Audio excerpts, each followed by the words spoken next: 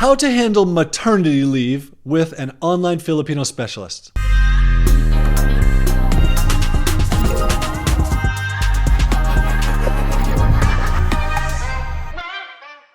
So if you have an OFS working for you who is going to have a baby or has had a baby, maternity leave and paternity leave in the Philippines is a legal right.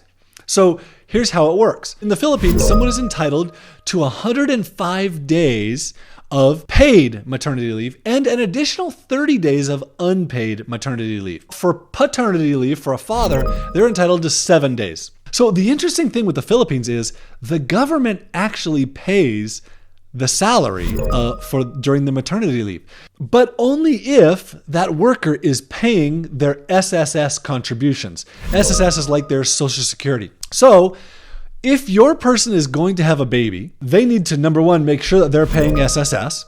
Number two, when they have the baby, they need to handle getting paid by the SSS. They may or may not want to take the full 105 days off from you, but they're probably going to get paid by the Philippines government during that time regardless. For me, if someone has a baby, I'm going to give them the time off, however much time off they want. I remember when my wife had multiple of our babies, we have 5 kids.